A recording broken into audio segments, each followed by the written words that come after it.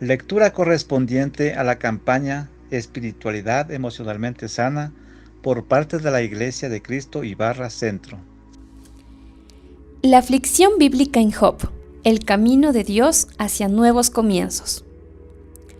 Job nos presenta de manera brillante cómo debemos sentir dolor en la familia de Jesús, sin importar nuestra propia familia, nuestro temperamento, cultura o sexo. Su presentación consiste en 5 fases diferentes de aflicción bíblica que son fundamentales en nuestro caminar con Jesús. Esta es una forma nueva y radical para la mayoría de nosotros. 1. Prestar atención. En la iglesia tenemos poca teología para el enojo, la tristeza, la espera y la depresión. ¿Cómo estás?, nos preguntan ante una pérdida o desilusión. No podría estar mejor, decimos sin pensar. Dios lo hace todo para bien. Aún no puedo ver el cuadro completo.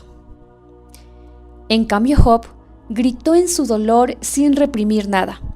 Maldijo el día en que nació.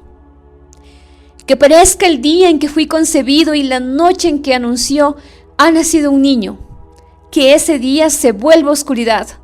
Cómo quisiera que mi angustia se pesara y se pusiera en la balanza, junto con mi desgracia. De seguro pesarían más que la arena de los mares. Las saetas del Todopoderoso me han herido, y mi espíritu absorbe su veneno. Dios ha enviado sus terrores contra mí. Job, capítulo 3, versículos 3 al 4, capítulo 6, versículos 2 al 4. Job le gritó a Dios y su oración fue violenta. Le dijo exactamente lo que sentía. Leemos en 35 capítulos cómo luchó con Dios. Dudó, lloró. Se preguntó dónde estaba Dios y por qué le sucedía a él todo aquello. No evitó el horror de su situación. La enfrentó directamente. 2/3 de los salmos son lamentos, quejas a Dios. Incluso Dios se lamenta en el Génesis de haber creado a la humanidad. Génesis capítulo 6, versículo 6.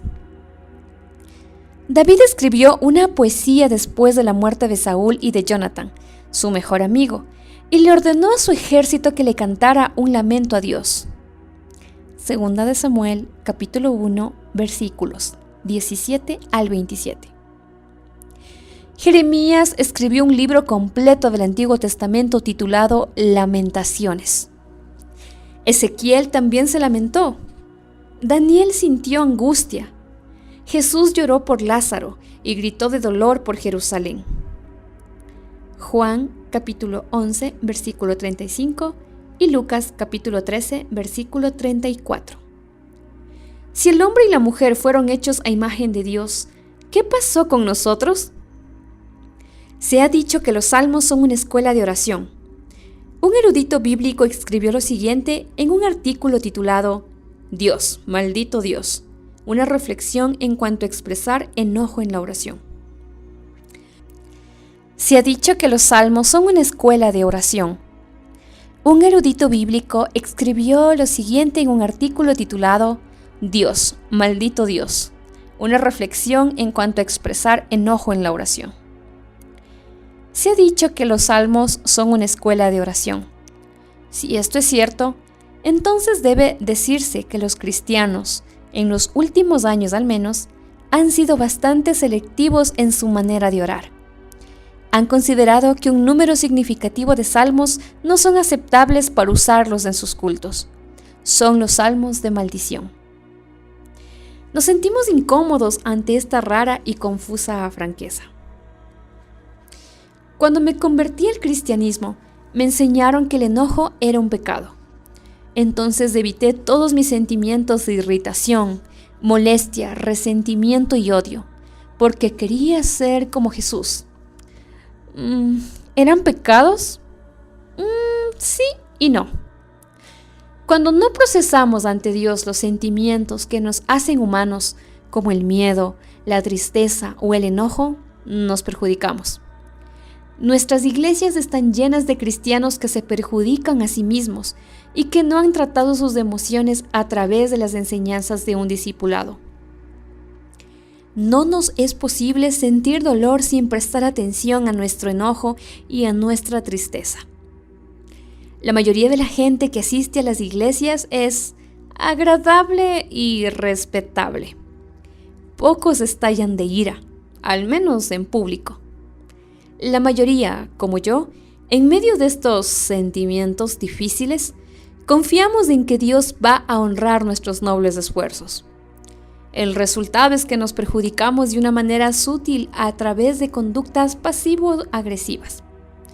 Por ejemplo, llegar tarde, hacer comentarios sarcásticos, usar un tono de voz desagradable o aplicar la famosísima ley del hielo. La siguiente historia, tomada de la película Gente como uno, basada en la novela de Judith Guess, muestra las consecuencias destructivas que tiene el que nos neguemos a luchar con Dios en nuestras tristezas y enojos. En esta película, Calvin y Beth Hutton viven el sueño americano en un barrio residencial rico de Chicago. Tanto su hermosa casa como su matrimonio parecen ser perfectos. Calvin es abogado y Beth es constructora. Todo marcha bien. La belleza de su estabilidad comienza a desmoronarse cuando Buck, el mayor de sus hijos adolescentes, se ahoga trágicamente en un accidente en su barco. Su hermano menor, Conrad, que estaba junto a él cuando esto sucedió, se siente responsable de su muerte, intenta suicidarse y pasa 4 meses en un hospital psiquiátrico. La película comienza unos meses después, cuando Conrad empieza el último curso de secundaria. Está deprimido y trata de controlarse solo. Ni él ni sus padres pueden hablar francamente de la profunda pérdida y el sufrimiento que sienten. Conrad comienza a visitar a un psiquiatra 2 veces por semana y explora su interior. Lentamente se permite ser sincero con su dolor, su vergüenza, su culpabilidad ante la muerte de su hermano. Admite la frialdad de su madre con él. Buck era su hijo favorito, y su preocupación por verse bien ante los demás.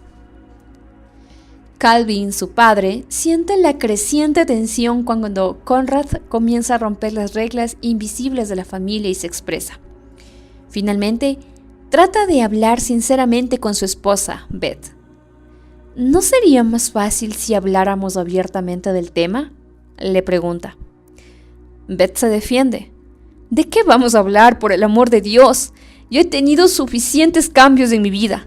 Aferrémonos a lo que tenemos. No quiero cambiar. No quiero sorpresas. Quiero aferrarme a lo que tengo en este momento. Solucionaremos nuestros problemas en la privacidad de nuestra casa. Sin embargo, ya es demasiado tarde. Ni siquiera unas vacaciones de 3 semanas, alejados de todo, detiene el desmoronamiento del falso caparazón que había enmascarado la realidad de la familia. Calvin comienza finalmente a hablar con Beth sobre la verdad. Íbamos al funeral de nuestro hijo, y tú te preocupabas del calzado que yo llevaba puesto. Beth no puede responder y no quiere hacerlo. La película termina con Calvin sentado solo en el comedor y llorando en las altas horas de la madrugada. Beth entra y le pregunta qué sucede. Él le responde en voz muy baja: eres hermosa e impredecible, pero eres tan precavida. Calvin hace una pausa y respira profundamente. Sería bueno que no hubiese habido tanto desorden, pero tú no puedes con él. Necesitas todo limpio y fácil. No sé, quizás no puedas amar a nadie tanto como a Buck. Cuando él murió, fue como si hubieras enterrado con él todo tu amor, y eso no lo comprendo. Quizá ni siquiera se tratara de Buck. Quizás solo fueras tú. Pero sea lo que fuere, no sé quién eres y qué has estado jugando. Por eso lloraba, porque no sé si ya no te amo o no sé qué voy a hacer sin ese amor. Beth se aparta lentamente y sube las escaleras y va a su habitación. Se quebranta brevemente, después se calma mientras empaca y parte sin decir palabra en un taxi. El matrimonio ha terminado. El hecho de que Beth se negara a prestarle atención a su dolor y su pérdida mató también su capacidad de amar. Algo murió dentro de ella. La tristeza de Job duró varios meses, quizá varios años. No lo sabemos. Lo que sí entendemos es que le prestó atención a Dios y también a sí mismo. Al aceptar la confusión de su noche oscura del alma, en lugar de medicarse solamente, hasta nuestros días disfrutamos de los frutos de su decisión.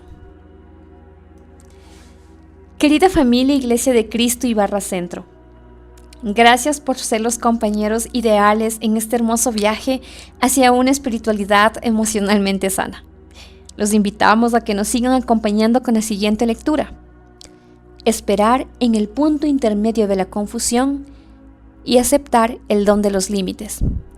Lecturas que con seguridad continuará bendiciéndonos. Un abrazo para cada uno de ustedes. Tomado del libro Espiritualidad emocionalmente sana de Peter Escácero, Editorial Vida.